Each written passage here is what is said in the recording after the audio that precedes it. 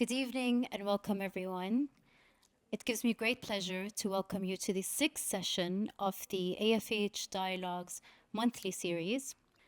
And before we deep dive into this evening's discussions, I'd like to introduce our Executive Acting Director, Mr. Abdullah Shahi, Executive Director of the Abrahamic Family House, who will be giving his introductory remarks. It's really my great honor and pleasure to welcome you here at the Abrahamic Family House to the sixth sessions of the AFH Dialogue series. When we look at the AFH, or the Abrahamic Family House, we love our acronyms. We look at this as an educational institution more than just a place for spiritual reflection and enrichment. And how fitting that we host a session like this during the holy month of Ramadan. It is a time when we all come together, spend times with our families and loved ones, and we reflect on the year that we passed and the year that will come ahead. And it's a time that we really anchor ourselves in a spiritual sense. Here at the AFH, we're dedicated to upholding the values of coexistence and collaboration. We value our partnerships with institutions that share our vision and share our values, and there is no greater institution than the Zayed National Museum. I was telling everybody that it's not by chance that we built the Abrahamic Family House right across the street from the Zayed National Museum, and that's really to reinforce the importance of coexistence in our national character and our DNA as Emiratis. I fondly remember words that Sheikh Zayed, may he rest in peace, said, which is, income comes from God, and the land is the land of God, and everybody here, as we say, is welcomed by God. And this really forms the bedrock of the UAE, this land that provides an avenue for everybody to come and contribute to each other and learn from each other, and together prosper in our diversity. Today, we look forward to quite an interesting conversation about a beautiful document. The document's beauty is only elevated by the beauty of the words that it holds, the Holy Qur'an. We look forward to this discussion, and with that, I leave you in the very capable hands of my colleague Alman Mubarak. Thank you very much. Without further ado, I'd like to introduce our esteemed panelists, Dr. Peter McGee, Zayed National Museum Director, Nurul Iman Rusli, the Museum Curator, and Fatma Tamimi, Conservation Unit Head. I think a good sort of intro to this discussion is learning, more about how the museum preserves Sheikh Zayed's legacy and the values he lived by. The museum, through objects and stories, preserves Sheikh Zayed's legacy and the values which were interwoven into his life and which were part of what led to his achievements unifying the country in December 2nd, 1971. And it does this by looking at him as an individual through his achievements, through his faith, through the values of generosity and tolerance or coexistence, which marked his career and his achievements. But it does these also by interweaving these values into the story of the history of the country itself. So sometimes we think about the museum is about Sheikh Zayed, his values as an individual and as a leader, and about social values and cultural values, which stretch both from the time he was the president and before, from 1966 and even earlier, but even prior to that and into the future. So it interweaves these personal values into a social and cultural system as well. So in one sense, it's a single story about a man and the country he founded. And I think that is key to what we're trying to do at Zayed National Museum, just across the road. And we preserve that story through objects and storytelling. And not just objects, but also audio-visual, oral histories, all of this which combines to create a holistic picture of this country. Thank you for your insights. So with that, I think we can address the second question to Nurul. Could you please share with us a little bit more insight in terms of the significance of the Blue Qur'an and why it's such a unique manuscript? We need to understand the setting of the Blue Qur'an, the production of the Blue Qur'an. I think we have 3 points here. One is the Umayyad period, not in Damascus, but in Spain, Al-Andalus, Spain. Number 2 is the 9th century. So this was the setting of the production of the Blue Qur'an. So in order to understand and also to appreciate the uniqueness of the Blue Qur'an, we need to see other than Blue Qur'ans, other mushafs than Blue Qur'ans that was produced in the Islamic world during the 9th century, how it looked like. So, of course, they were made of parchment because paper was not yet introduced to the Islamic world. It was written in a script. The shape of the script is very angular, and also it doesn't have reading aids. So it doesn't have dots to differentiate between letters of the same shape. It doesn't have vowel sound R, E, O. So because it was made for the Arabs who understand Arabic, and the Quran is in Arabic language. And also it varies in size. So you can see as small as that you can hold on your palm, and you can see as big as it needs like a 2 strong men to carry the entire Mus'haf. So now I move to the Blue Qur'an. So why is it so special with the Blue Qur'an? Now that we understand the setting and we understand the look of the Mus'haf, other Mus'haf than the Blue Qur'an. The parchment was colored in blue. So this is what makes it interesting. And the text was written in gold. And if we see other Mus'haf, we can see that the text is either written in dark brown ink or black ink. It depends on the consistency of the recipe that they produced. Of course, it's also in the same Kufic script because that was the so-called popular script, or the script that used during that period, without any diacritical marks. Gold and blue and silver ink was added later. So this is what special about the Blue Qur'an. With regards to the Blue Qur'an, how is this interwoven within the museum's narrative? We have a section that introduced early period of Islam in the UAE. We are not only talk about the findings in the UAE during the early period of Islam, but also we talk about the connection. Of course, it represents Islamic faith, but our narrative, we offer a little bit more than that.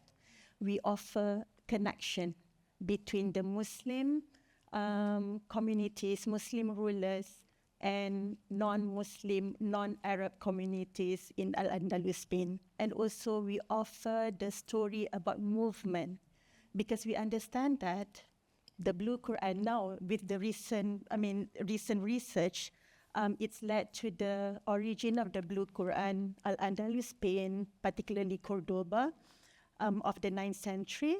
But the big sections of it now preserved in Tunisia, in 2 institutions in Tunisia, we know that. And like more than 100 folios preserved in collections around the world, either it's public institution or personal collection. So we talk about movement, we talk about how text, how manuscript, men, people move, carries the Quran, and 5 of which are preserved in Zayed National Museum. Thank you for your insights. Fatma, could you please share with us a little bit of insights about what has been done to preserve the Blue Qur'an since its discovery? At Zayed National Museum, preservation is approached in 2 levels: preventive conservation and interventive conservation. Preventive conservation is a proactive strategy to safeguard the collection from environmental risk. But interventive conservation is more targeted and hands-on, focusing on treatment and stabilization of the object.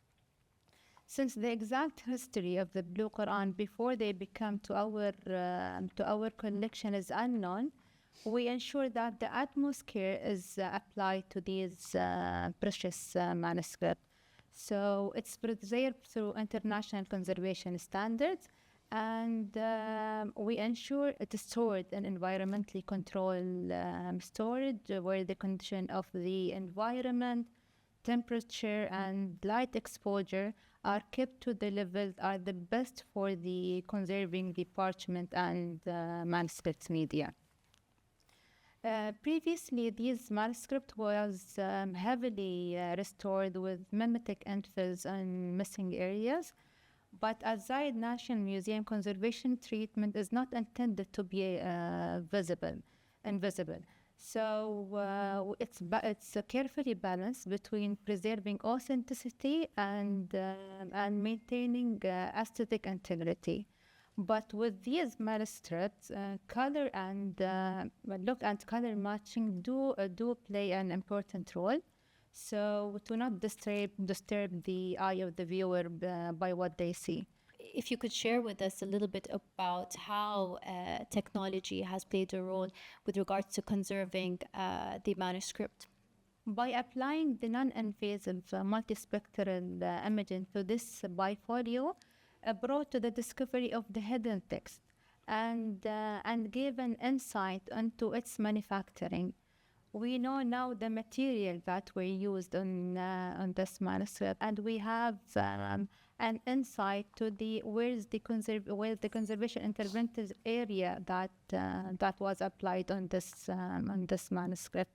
This video shows the non-invasive multispectral imaging, like capturing details images of the Blue Qur'an through different wavelengths of light. So from this non-invasive, we can discover more about the object. My next question I'd like to address to you, Nurul.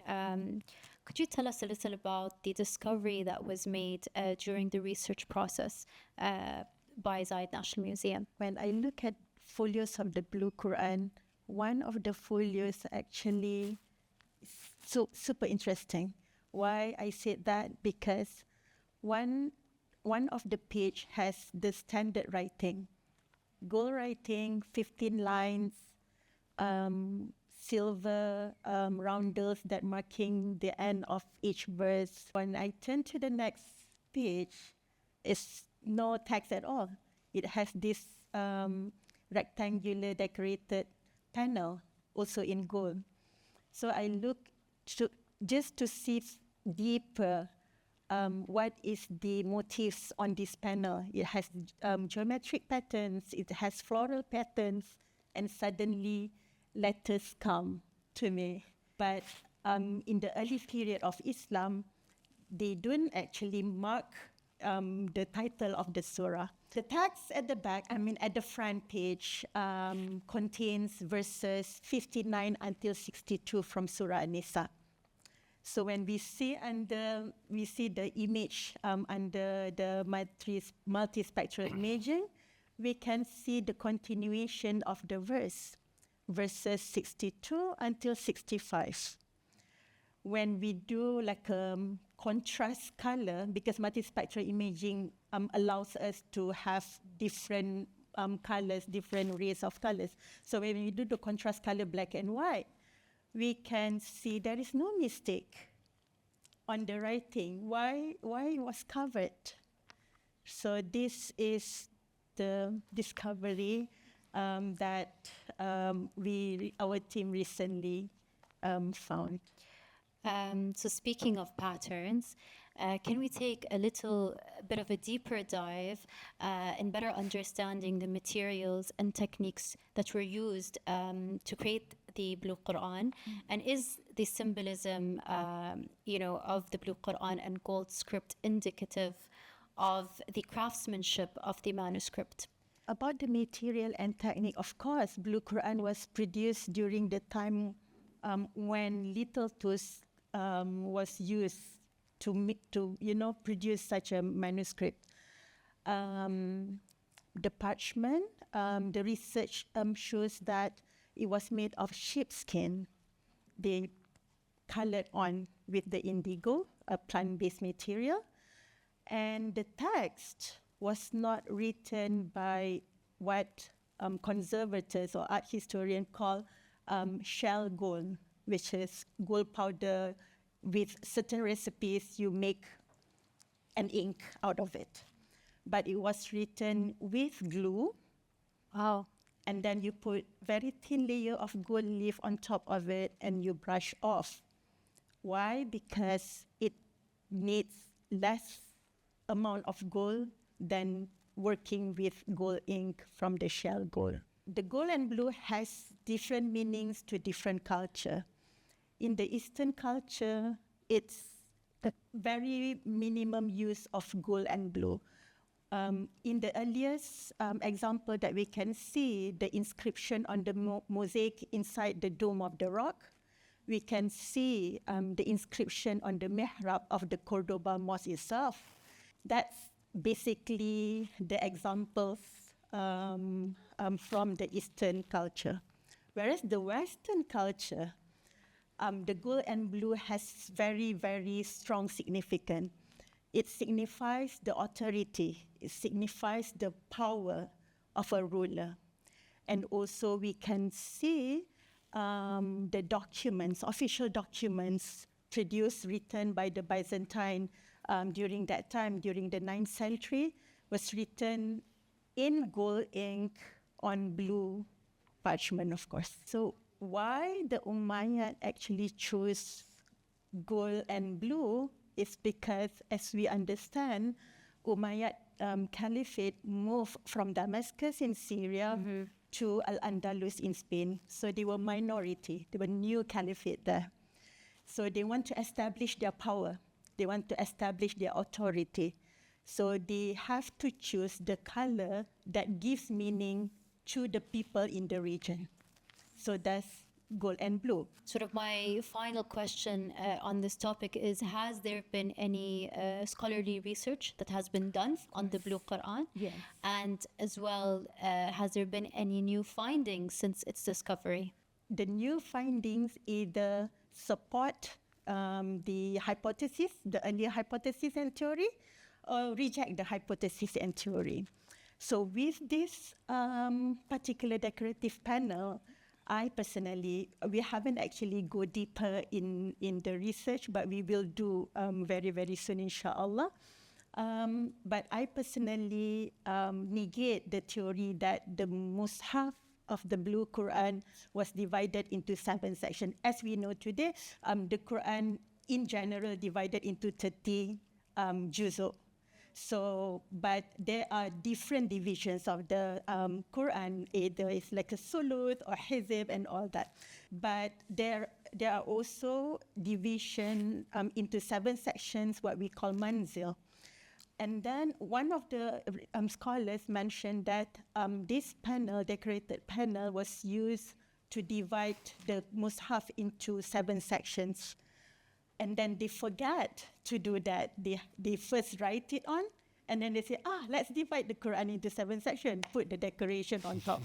I don't think so, because even the partition, like a band to demarcate between 2 surahs, was put in between the 15 lines of the text, meaning that this is pre-planned.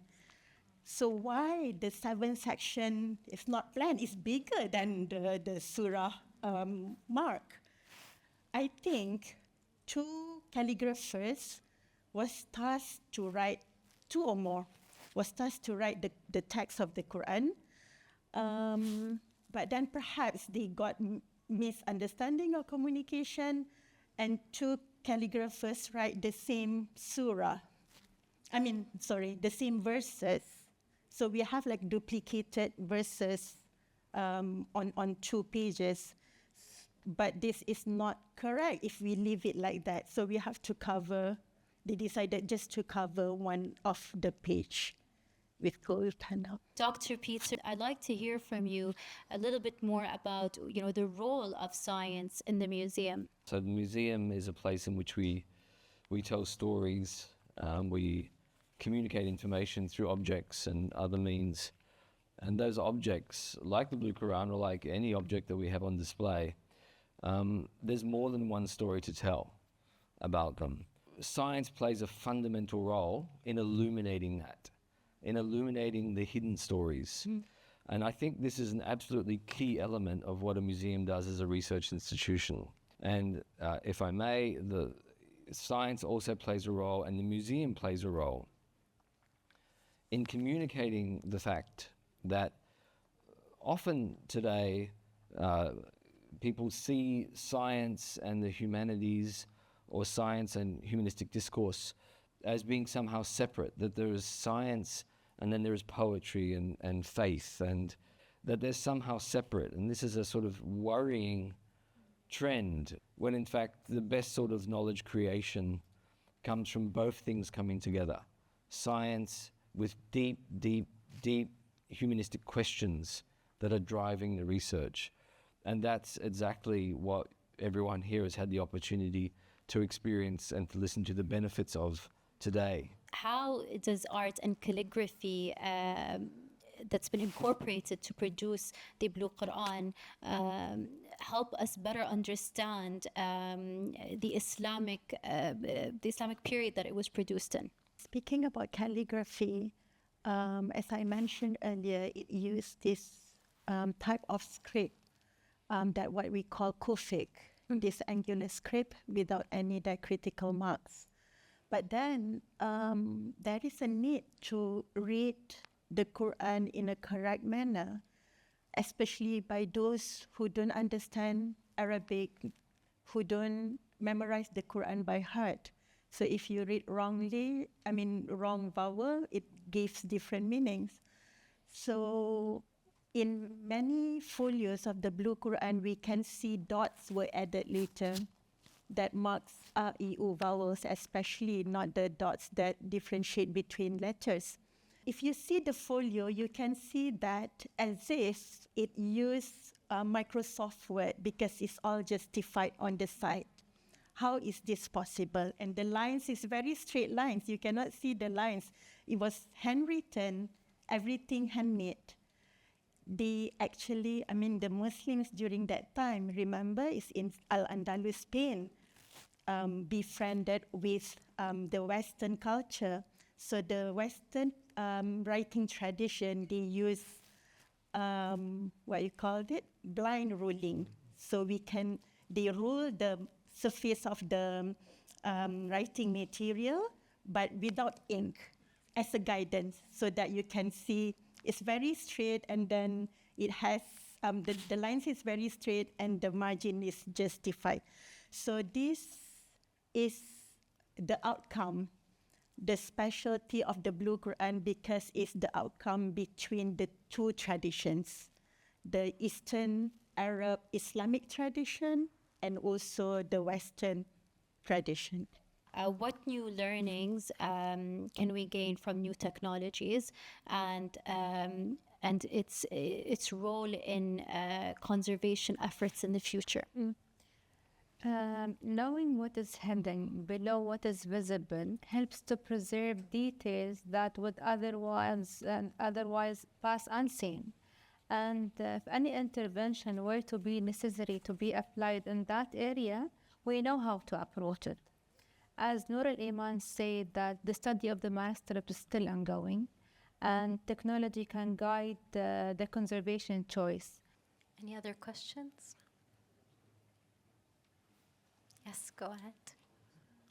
I understand that the calligraphy within the Blue Qur'an is very complex by nature, given the geometric shapes I understand are present throughout, which may pose an issue with the accessibility. And I was just wondering how the museum perhaps intends to navigate that lack of accessibility that comes from the complexity within the calligraphy itself. That's a fantastic question. Thank you. Can everyone hear me? I normally don't need a microphone. So in terms of manuscripts, you're absolutely correct. Manuscripts can be difficult to read and difficult to understand, particularly Kufic script without diacritics. Even to someone familiar with Arabic, this is going to be difficult. And so in this particular area, we use interactive, the showcases become interactive. So there is the object, and then as you approach the showcase, the what you think of as the glass front of the showcase becomes a digital interpretation tool, so that what's on the manuscript becomes visible, larger, and clearer to the visitor. and using this technique throughout all of the galleries. Will it be a blast from the past, or will it be a glimpse into the future? It's both. Yes. So the story of history is a story about the past. It's a story of understanding the present through looking at the past. By presenting a historical narrative which instills pride, that pride is the fuel which drives the future forward. It creates innovation, and that innovation can be seen, for example, in the invention of the Falaj system 3,000 years ago in Al-Ain, in the way in which Sheikh Zayed renovated the Falaj system in the 1950s. But that way of, for example, dealing with water shortage is a way, it can provide lessons for the future and for the challenges of climate. So it is the past, the present, and the future always. Of course, amazing. Thank you. You're welcome.